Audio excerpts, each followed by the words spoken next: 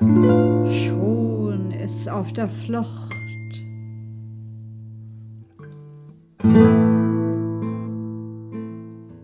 Okay, thank you very much, Bruce. That's a wonderful introduction. It's such a privilege to be here also. I'm very grateful to participate in this group. I really feel it's a true honor. I love starting with Novalis as well. That it reminds me of my own favorite. Oh, I've got a cat who's going to participate here any moment. Favorite fragment of my own. It's a very short one. Connects to this theme. I'm sure, Bruce, you know this very well. Language is Delphi. Worth, I think, a lot of meditation and thought now for our section. Language is Delphi. So, okay, yeah. So, Owen Barfield, there are so many avenues into Barfield's thought, Barfield's work. It's so multifaceted. I thought for tonight, I would connect Barfield to a trend of thought um, that's happening in the wider world. Um, some of you may have heard of this. There's a lot of discussion, and I think a growing amount of discussion on the so-called meaning crisis or the crisis of meaning. I don't know if you've heard of that or not, but people like John Vervaeke and Jonathan Haidt, and before them, Charles Taylor, and people like that are spending a lot of time and devoting a lot of thought to widespread cultural trends that they sum up as the meaning crisis. So, what I thought I'd do is give a little outline of what these other figures have to say about it, and then go into what Barfield has to say about it, because probably everybody here is aware that this crisis is not new, even if we feel we've discovered it. It's been going on for a long time, and it's more that it ebbs and flows, I would say. So if you just cast your mind back a little bit, you can think of the existentialist movement, or Viktor Frankl, or before that, Martin Heidegger, or if you want to go before that, you can go back to the fall. Wherever you want to start the meaning crisis. It's been going on for a long time, and yet it's been freshly discovered. And the contemporary people who are thinking about it are thinking about it in new ways and connecting it to what's happening in our time. So it's partly out of an interest to treat Barfield as a figure with contemporary relevance, as somebody who continues to speak to our time, not just simply among anthroposophists, not just simply among people who would treat it as a kind of museum piece, but as having a relevance that reaches out to the wider worlds.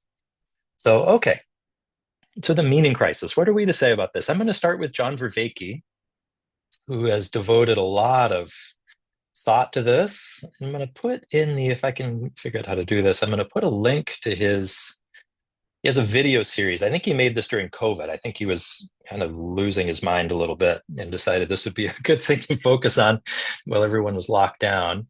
That's a series he did of 50 videos, 50 lectures, studying the history of the meaning crisis. And his style takes some getting used to, I would say. But he's a social psychologist, philosopher. He's also a member of the Eastern Religion Department, I think. He studies Buddhism. He's very interested in all these things and how they relate to each other. He's also aware of and interested in Owen Barfield, although I think he doesn't read him well. I don't think he's read him very deeply or very widely. And he bases a lot of his reading on a book that I think is not so good about Barfield, that gets a lot of things wrong. So he ends his series. The last half of the last lecture is devoted to Barfield. And like, what an opportunity that would be. Quite amazing that he picks Barfield to end it. But he doesn't understand Barfield very well. And so he says that Barfield is wrong about things that, if he's wrong, he's not wrong in the way that Vervaeke describes. And he misconstrues too much of Barfield. So it's a missed opportunity, I would say, because Vervaeke has appeared on all kinds of major YouTube channels and so on. He's been on Joe Rogan and those types of things, Jordan Peterson, and so he's got a big megaphone, um, and yeah, but kind of missed on that one. So in any case, so here's what Vervaeke has to say in a nutshell. So first of all, um, he says that the meaning crisis is above all for us about the struggle to find purpose in life. We have the sense of ourselves as losing touch with other human beings, losing touch with ourselves. He says that it's closely related to crises of the environment, to political crises. Um, he says we have a kind of a general sense today. What makes it kind of unique for or distinct for us is that we have a general sense of social cultural breakdown that's so pervasive for us that we can't even find the scope of it. It seems to be so enormous that we can't really wrap our arms around it. Well, I'm just going to pause here just for a moment. I'm trying to get this set up so I can see two things at once. Is out here? Okay, there we go.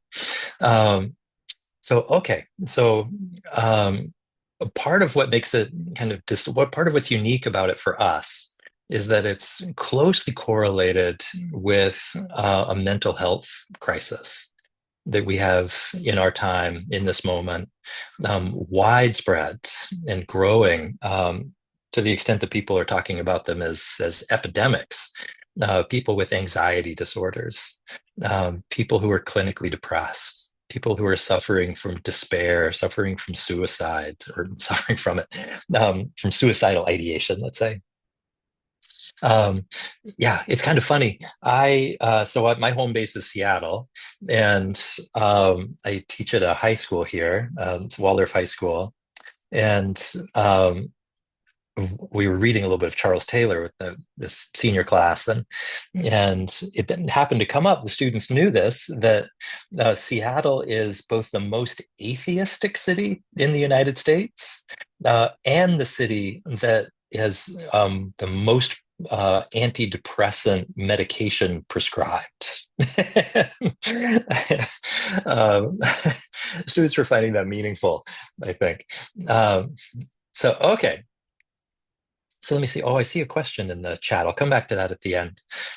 So in any case, so this meaning crisis is also a mental health crisis. Not only all these things, anxiety or disorders, depression, despair, etc., but also Vervaeke points to the sharp increase in narcissism, clinical as a disorder, narcissism.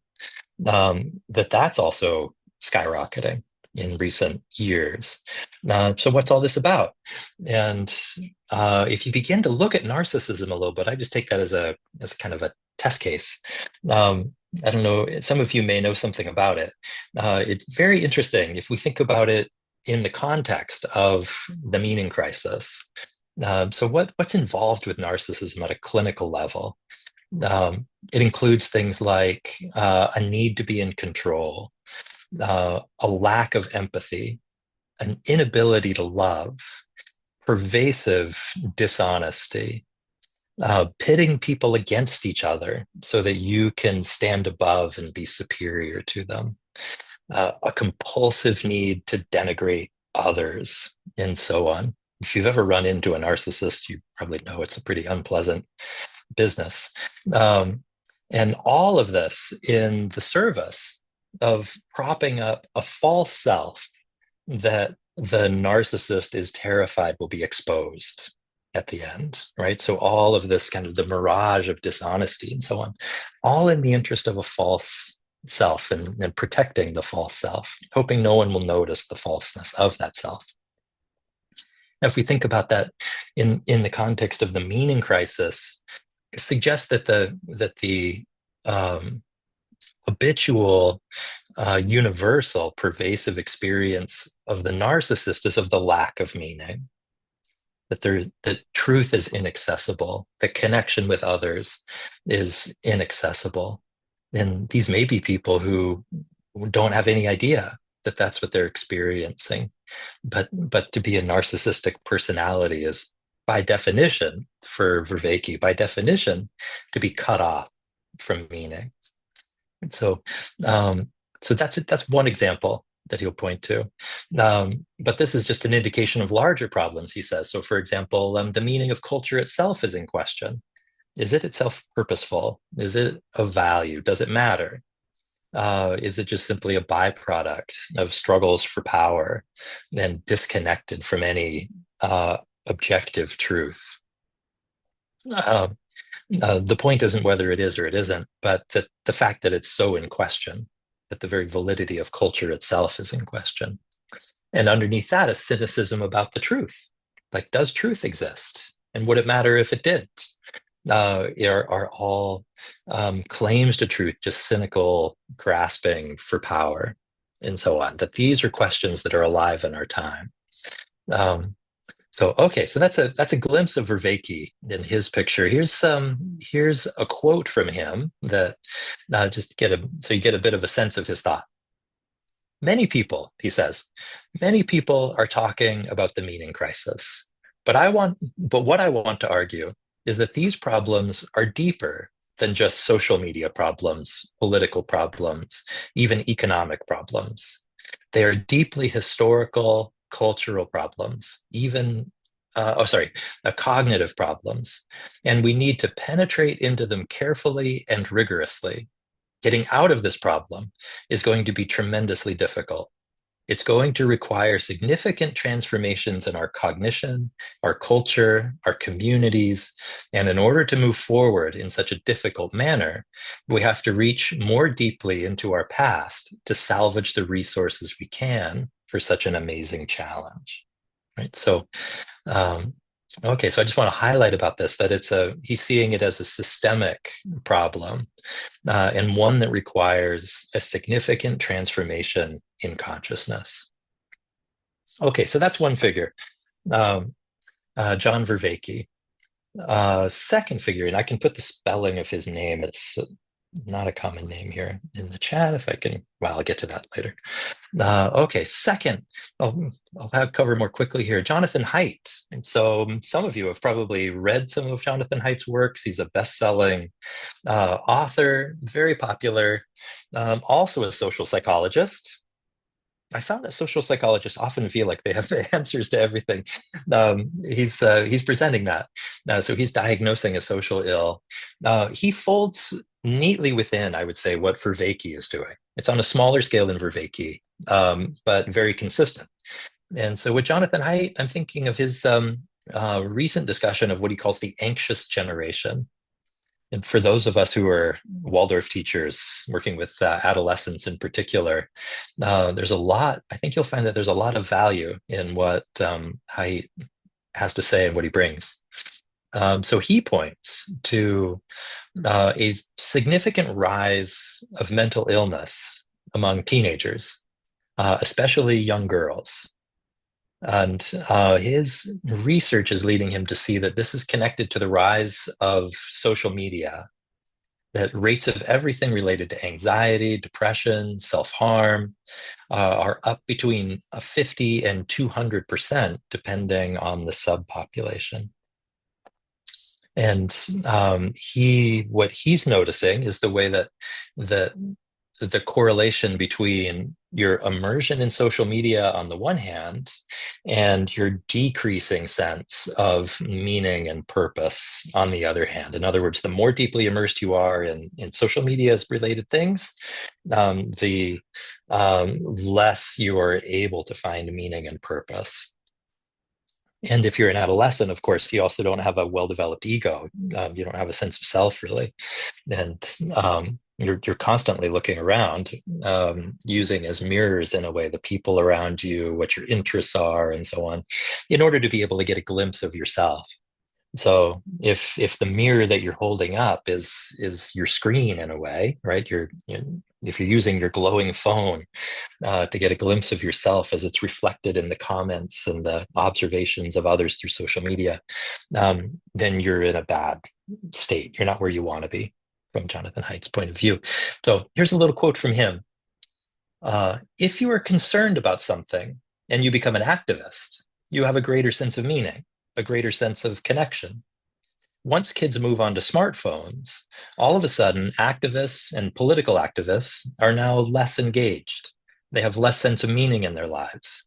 It just doesn't work to point to any other explanation, right? Okay. So I think you'll see here that Haidt has a more limited sense of what, yeah, yeah, as a more limited sense of what the meaningful life might consist of. Right, for him, it has to do with activism, and for Vervaeke, it could consist of that, but a great many other things as well. Anyway, so okay, so that's Jonathan Haidt, and then the most significant figure I'd like to talk about quickly before turning to Barfield is Charles Taylor. And so Charles Taylor is absolutely remarkable Canadian philosopher. He's 95 years old, just published another book, and a big one, and widely considered, I think rightly considered, one of the most important philosophers, most significant in the last 40 years. He's been very important on a wide range of different questions and issues. Very interesting to anyone who has an interest in German idealism, for example. His work on Hegel from the 1970s put Hegel back on the map in the English-speaking world in academia. Suddenly, people started taking an interest in Hegel, and now Hegel is very widely read in universities in the English-speaking world, and he was really considered. How should I put this? That it was almost missing the right word. It's something disreputable about studying Hegel for a while, and but no longer. And that's just one thing he's been doing. Anyway, so Taylor, the book that I have in mind here is his book, The Secular Age or A Secular Age. Came out, I think, in 2004. It's important enough that there are now books about this book. There's a whole library shelf of books devoted to trying to figure out this book. And not that it's that hard to read, it's just it's amazingly rich. And I can really strongly recommend it if you're at all interested in any of these questions. Taylor is very, very deep, very patient as a thinker. I have the impression of him that I always mix this up. I think it was Rudolf Steiner who said about Immanuel Kant. It might have been Charles Peirce who said this about Immanuel Kant. I can't remember which one. Who said that the experience of reading Kant was like watching a train that lays down its own tracks.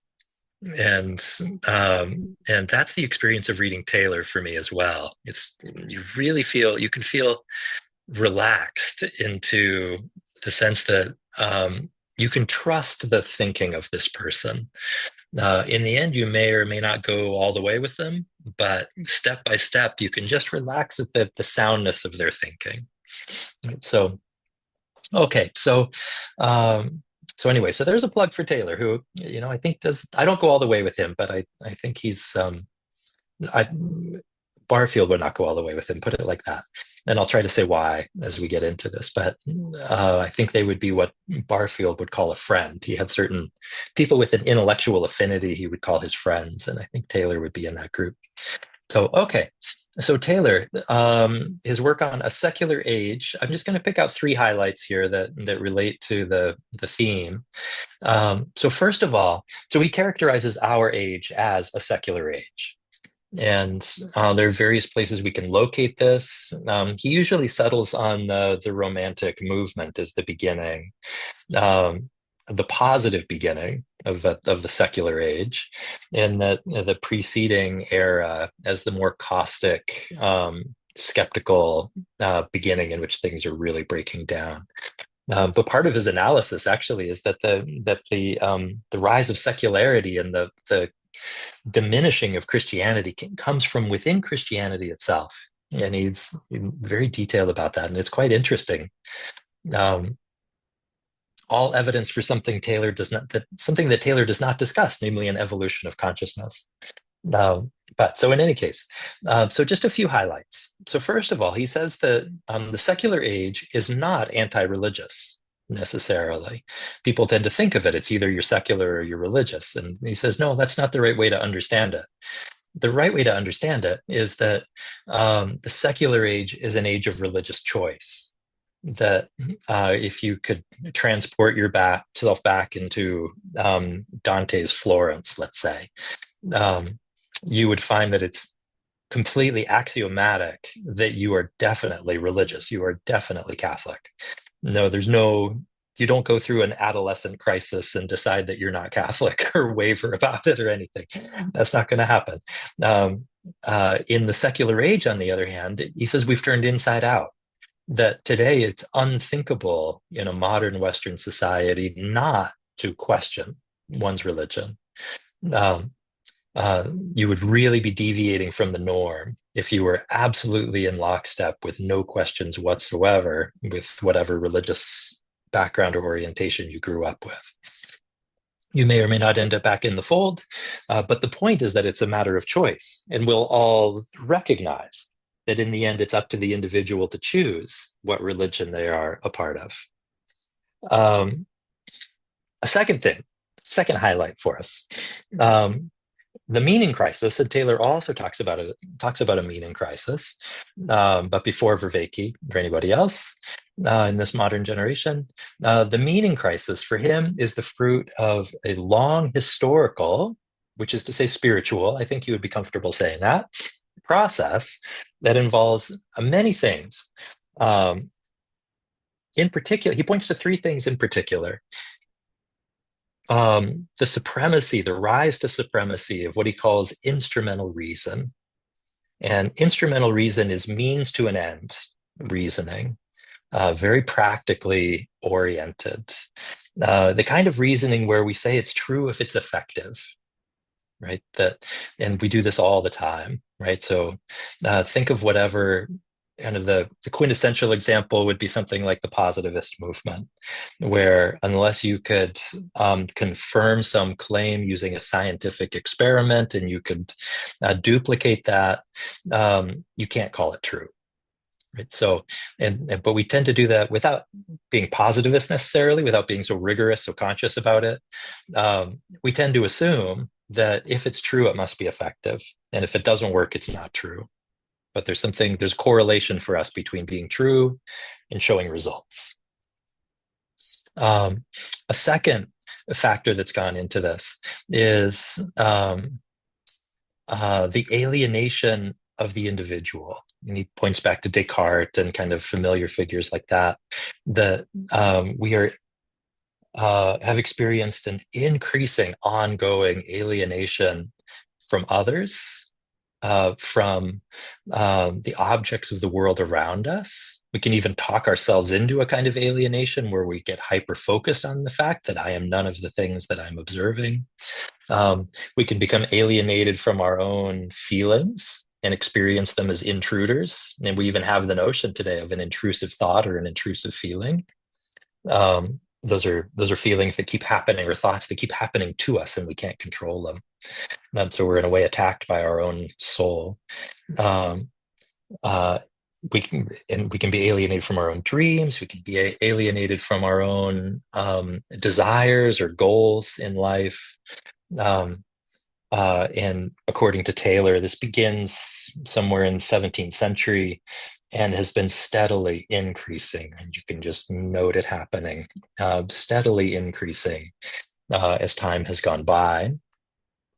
And the final thing he says that leads us to have a crisis of meaning is that these combine to create in us the fear that a third, I jumped ahead a little bit. The third is the loss of freedom, the experience of the loss of freedom, that even in liberal democracies, we tend to feel, I'm being coerced all kinds of ways.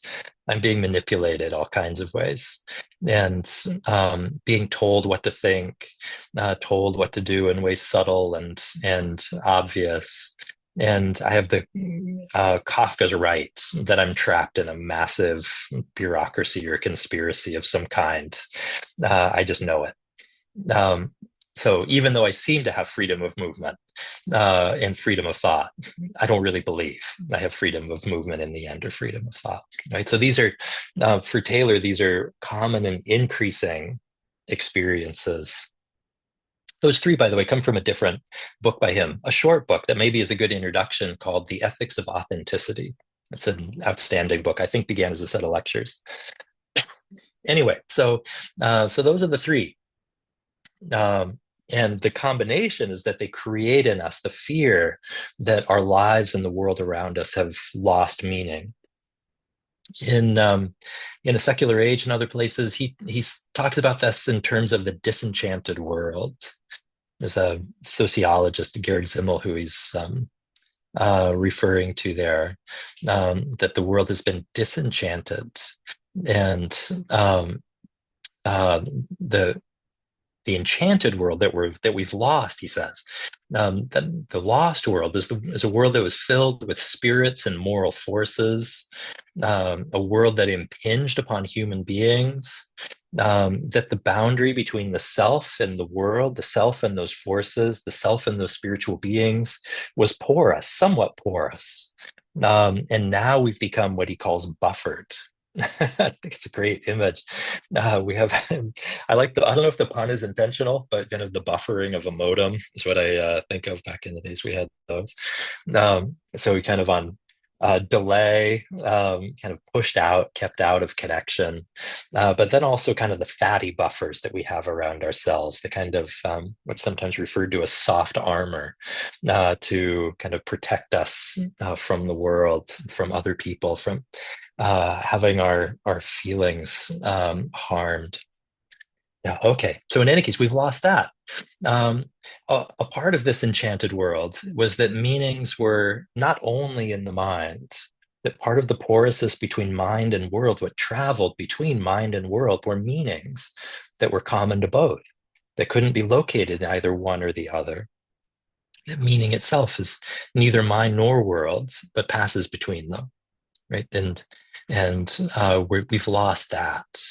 This enchanted world, he said, was marked by strangeness. The word I'll come back to with Barfield, marked by strangeness, in which the line between personal agency and impersonal force, I'd say individual and trans-individual or whatever, force, was not at all clearly drawn. And in the disenchanted world, we've lost all those things. Taylor says there's no going back.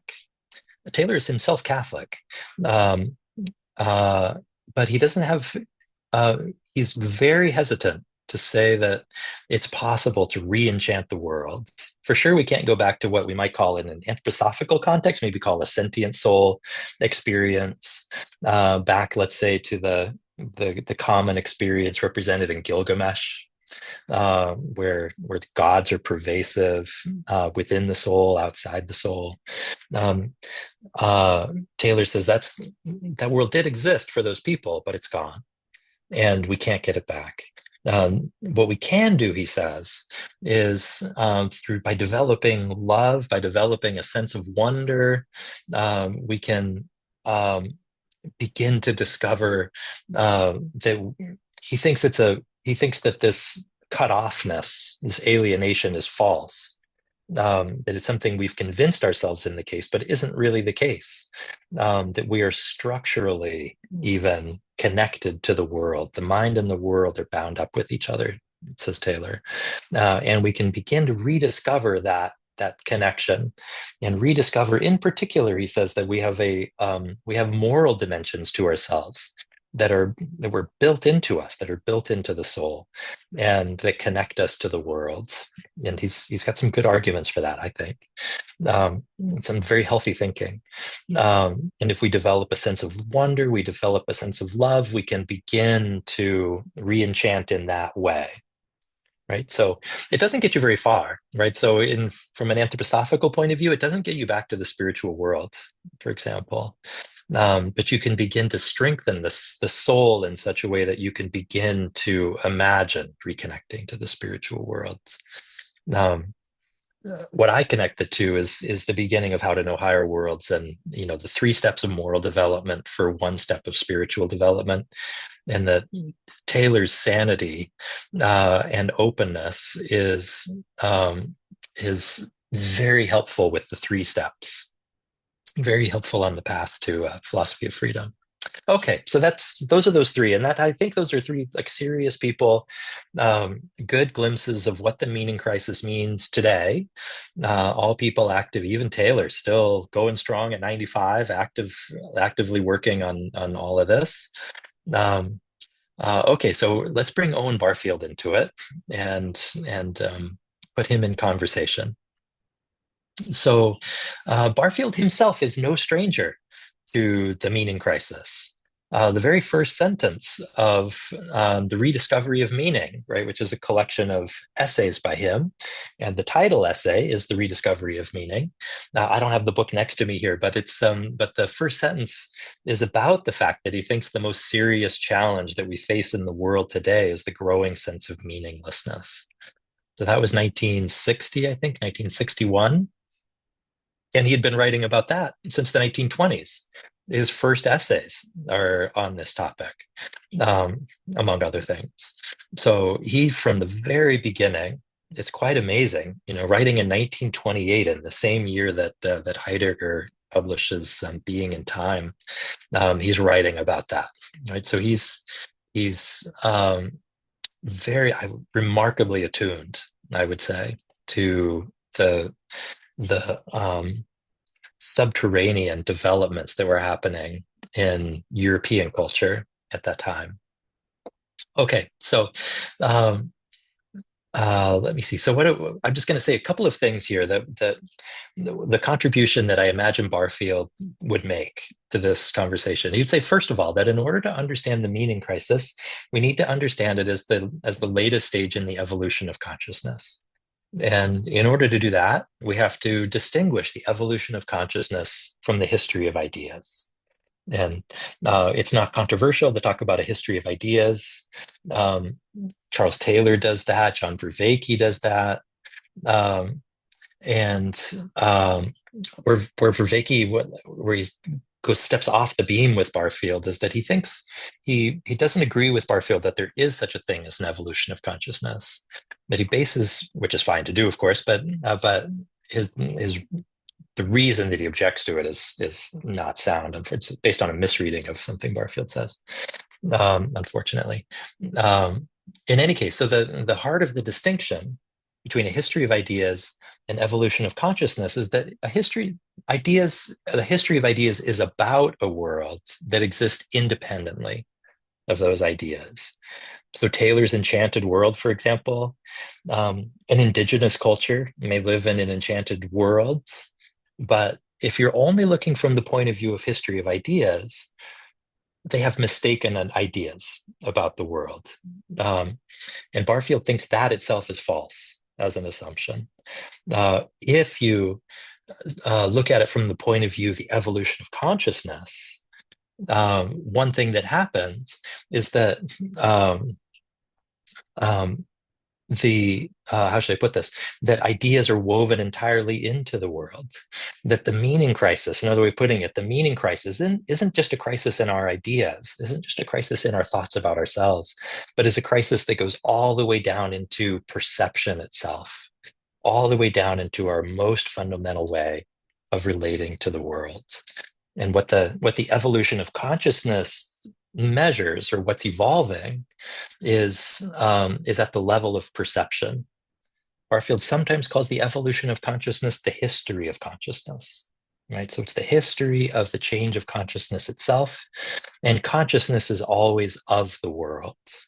You don't have consciousness that's apart from an object of some kind. It may be that the world is some feeling that you have, or it may be that you're watching the traffic, or it may be that you're in the middle of an old growth forest, right? It could be any number of things. But whatever it is, you're interwoven, you're connected to that. Consciousness is always consciousness of. So this distinction suggests that the alienation from the enchanted world is from a true enchantment, from something that really is enchanted. It's a true with spiritual underpinnings. It's an alienation from the spiritual world. not merely from a state of mind or from a part of our personalities or from a set of values. Um, okay, so here's a quote from Barfield about this. All the facts, if we choose to look them squarely in the face, are compelling us to regard objective existence as one correlative aspect of a perfect reciprocal relation between subject and object, the one inseparable, but not therefore indistinguishable from the other. And the same thing is true if we speak instead of mind and world. But instead of accepting this, we have been led to set up a factitious objectivity and to reify a world of objects, fancied as existing independently of any subjects. I love reading these things because you just put them side by side with what's being written today. And he is as powerful, as insightful, as speaking to us today as anything that's being written today. I find it what a talent. Quite remarkable. Okay, let me see. So that's one thing. And then I'll go quickly here. I know I want to leave time for questions and so on. But just two other points to make.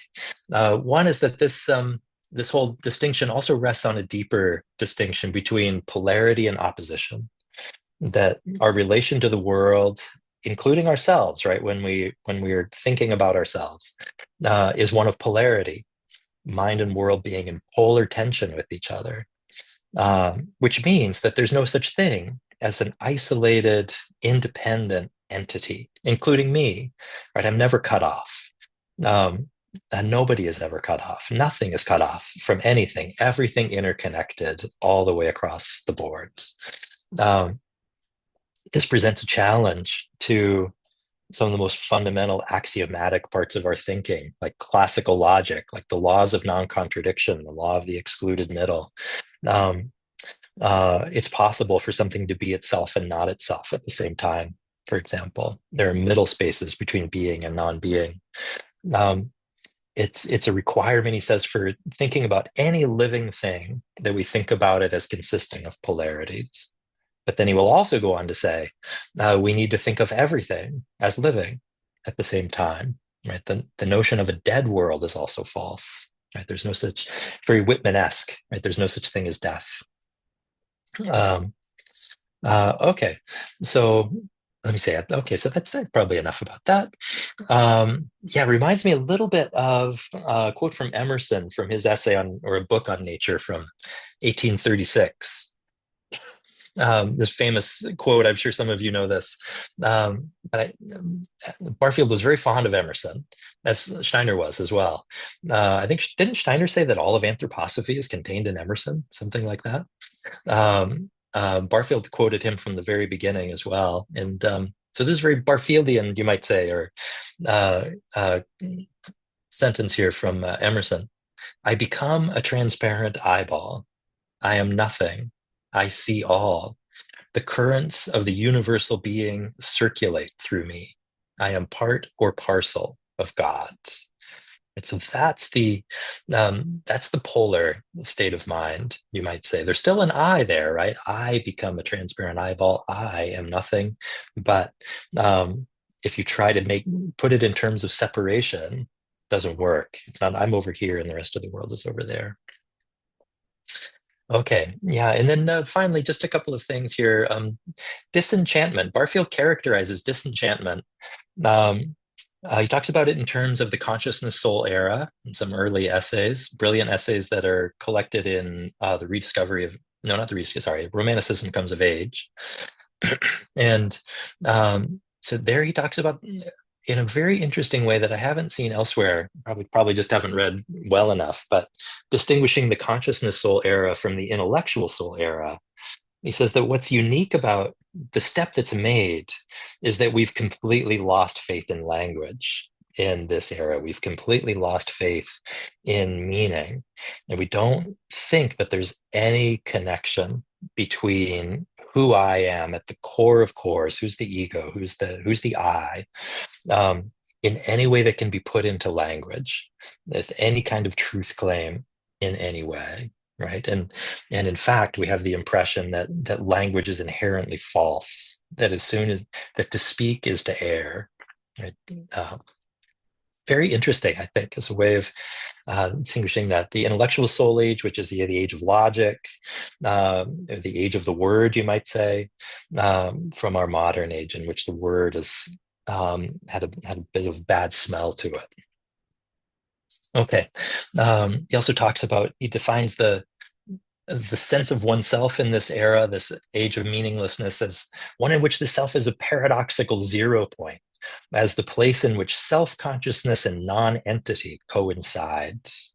This is before Sartre, right, who defines the self as nothing, right? Being and nothingness is the title of his famous book. Okay, so anyway, so that's some characterization, I think very powerful, very potent characterization today.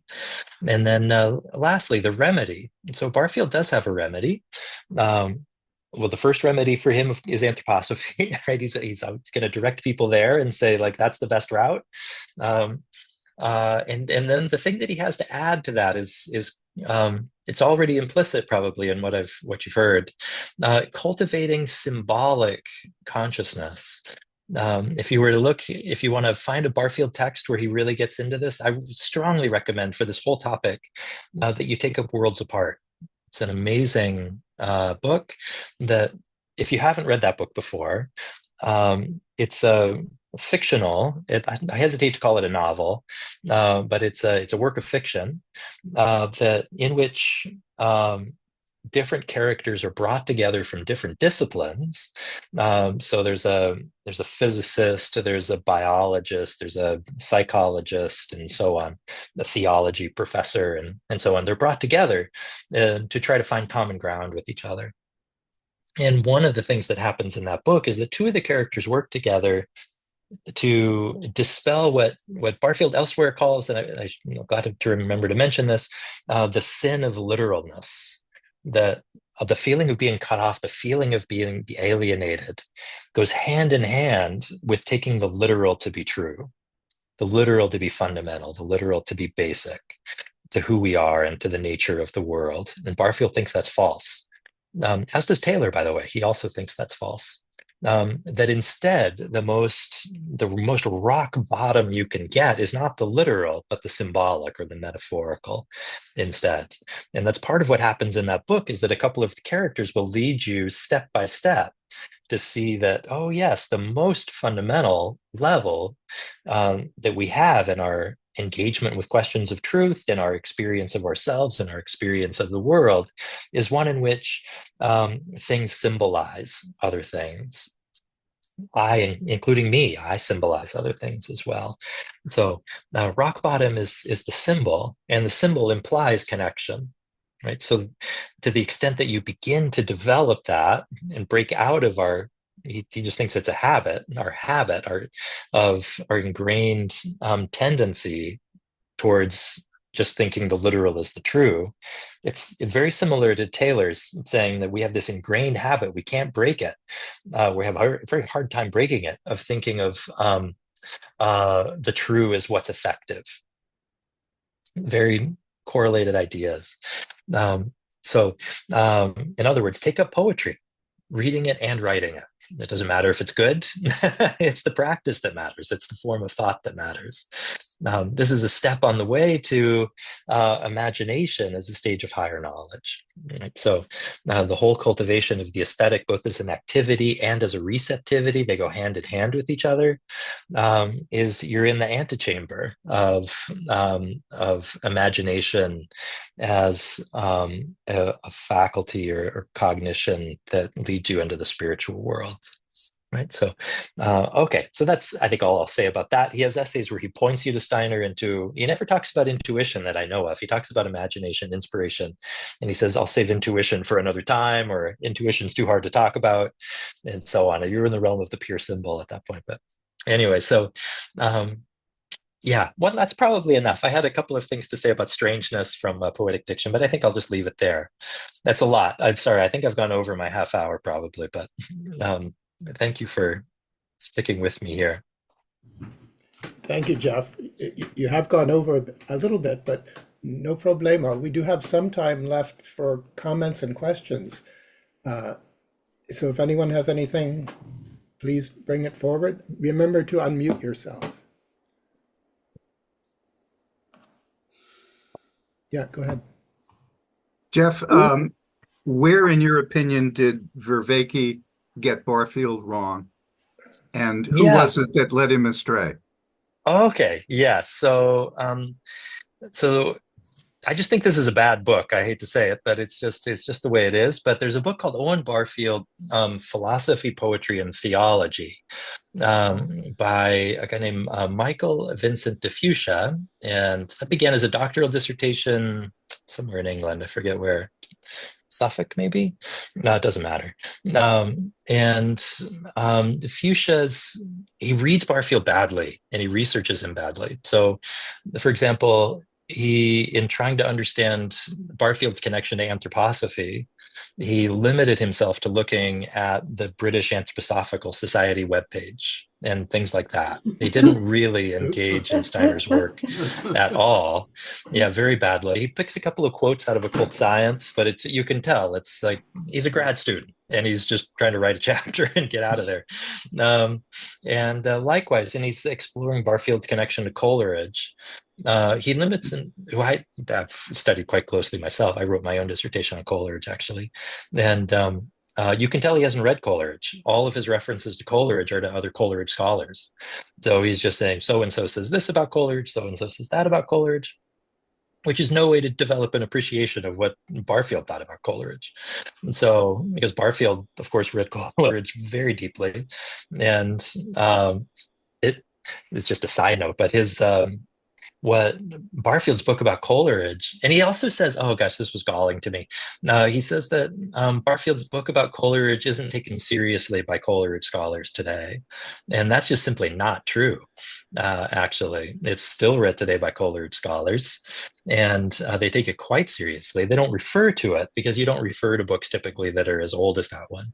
But it absolutely informed their thinking and is held in high esteem. And in fact, it was so effective at the time that it came out that it became Coleridge for a while. That's when you were reading Coleridge, you were reading Barfield's version of Coleridge without knowing you were doing it necessarily. And only if you really get into Coleridge do you recognize, oh, there are other ways of looking at Coleridge. Barfield does not have the exclusive access. Coleridge is he is large and contains multitudes. And but Barfield's book is highly effective, but you only know that if you're actually talking to Coleridge scholars and if you're actually reading Coleridge yourself, right? So this book has many critiques of Barfield, which I think it's fair game to critique Barfield. He would say the same himself, but it's important to do so effectively and carefully. And he doesn't mount good arguments when he wants to criticize Barfield. I don't remember offhand where specifically he goes off the rails, but Vervaeke repeats de Fuchsia's error. Like, he doesn't read Barfield carefully, but he read de Fuchsia's book about Barfield. And so when he's talking about Barfield, he talks about de Fuchsia's Barfield.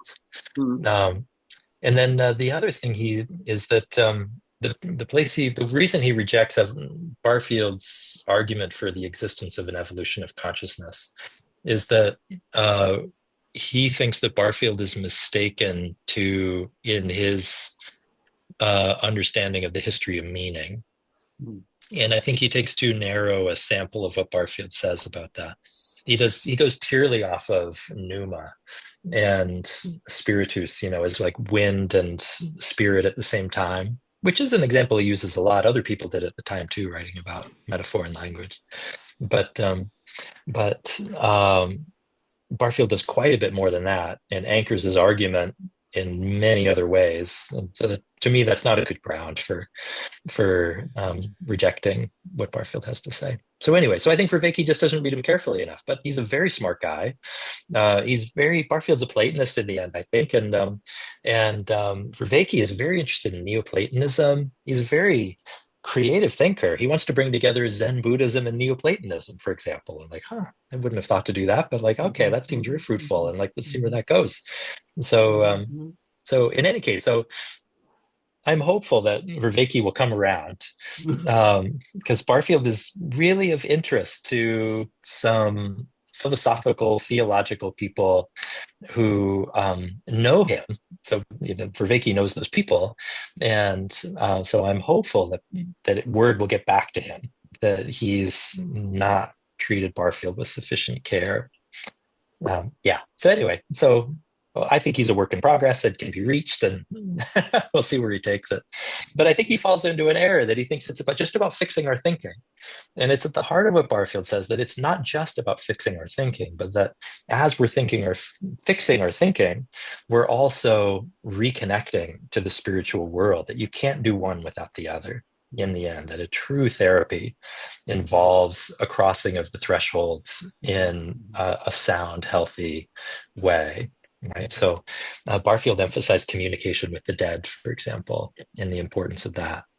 And that's far from anything that someone like John Vervaeke's ready to do, I would say, quite yet. Maybe on that note, crossing the threshold in a truly profound and helpful way, that might be a good note to end the evening on, since we are right at the top of the hour, and there's clearly quite a good deal more that we could talk about in the presentation that you gave, Jeff. So I do hope that we can unpack this further with you in a subsequent meeting in 2025, perhaps. Barfield is particularly interesting to for so many reasons, and I warmly invite you to take up the theme again. And Fred, that goes to you as well, if it's possible, or anyone out there who's a friend or aficionado of Barfield.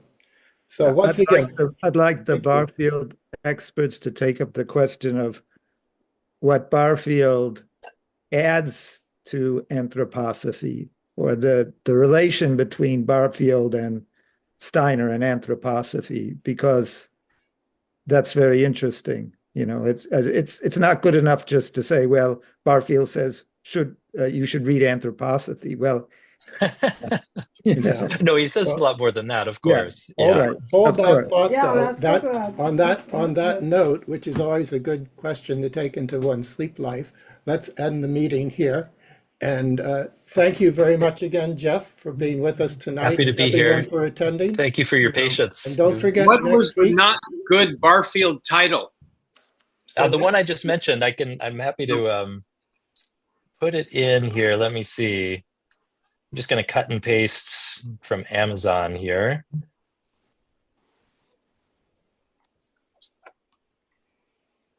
Okay, let me see if I can get it in the chat. Where is the chat? Why is this not going in? Oh, right here. Okay, here we go. From Araman's lips to your ears. There it is. So, okay, good. Yeah, so that's the book.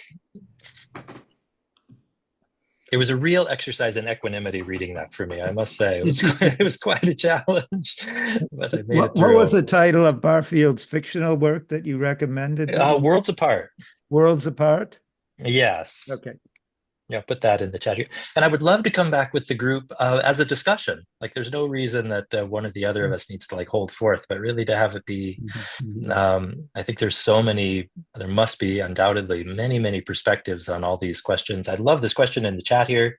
Is the search for meaning a threshold experience? And that's a good way to get into something that Barfield adds, actually. What Barfield has to say about the nature of language, I think, extends quite a bit what is available in Steiner's work.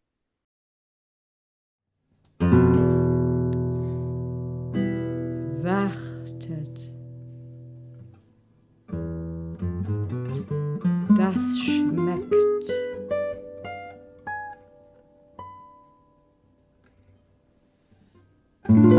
Schon ist auf der Flucht.